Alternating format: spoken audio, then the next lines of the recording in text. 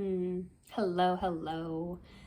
Today we're talking about communication and how it is that we ground back in and center ourselves when we're speaking in terms of boundaries, or if something's occurred that isn't okay and we need to communicate it and express our needs going forward. There's a couple posts that we've shared already around triggered communication or activated communication compared to grounded or courageous communication. But how do we do that? How do we go from in the moment being activated? Maybe there's a lot of emotion or a lot of fire behind something and we really want to get our point across.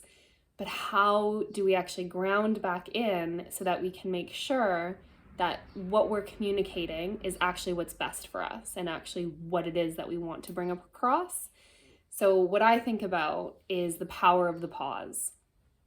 I think the pause is the most important part because it's that pause that allows us to stop, period, and come back into a more grounded component or come back into our prefrontal cortex, thinking logically. It also gives us time and space to reflect. Why did this get to me? Why am I so XYZ about this? What do I need going forward? And sometimes the pause is short and quick. Other times it's long. You might sleep on it. You might take a few days to actually mull it over and think about it. But that pause is so important because it's where you can go from reacting from a space of emotion to responding from a place of wisdom. So take that pause, say, okay, I'm gonna need a second, or say, I really need to sit with this one. I'll get back to you.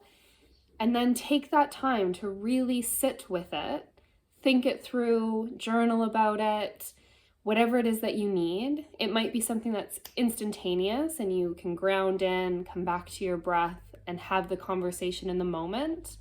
So whatever that looks like, thinking about that.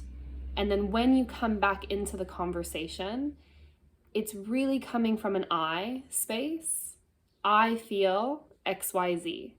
I feel like my boundary is being crossed when this happens, or I feel this emotion, or I think this when this.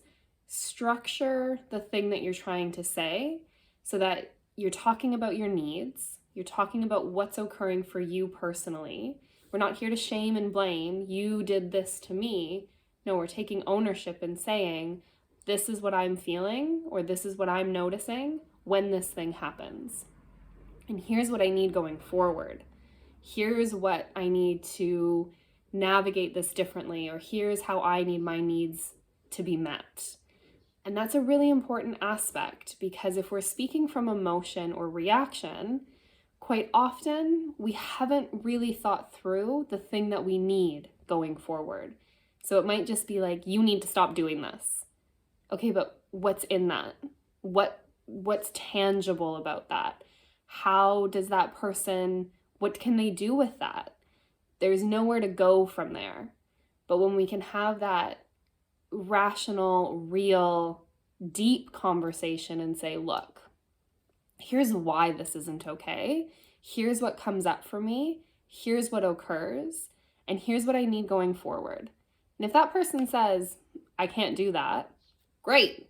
Now we know. And let's just avoid that. Like, let's just not even go there next time. But if they say, okay, thank you. I actually had no idea that me saying that brought that up for you. So I'm really glad that you told me. And now I can do better next time. I can try my best. And now that I know this. So pause, first and foremost. Reflect. Take that time to actually think your way through things. And then express in a tangible solution and forward-thinking way. Here's the thing. Here's what I need. Here's how we're going to go from here.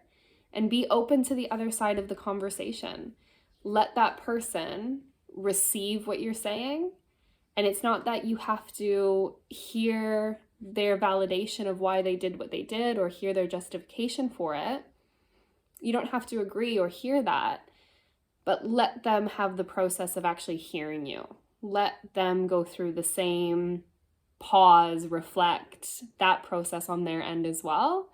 So there's a lot in this, and there's a lot of tools that we can use to cultivate this, but think about the pause, take your time in the reflection, and then structure what you need going forward. And if you can't quite figure out what it is that you need, maybe that's where you call in support. Call in friends, call in your mental health support team. If you're with a therapist or a different practitioner, you might call them in and say, look, I notice I get really activated when this happens. How am I going to navigate this going forward? What are my needs in this? And you can have other people help you through this as well.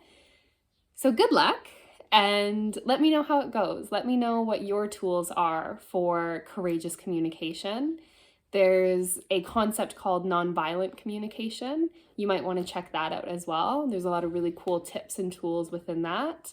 But it's really about finding your style and how you can go from that emotion, the feeling of everything, to ground back into you so that you can navigate this in a healthy and suitable way for you.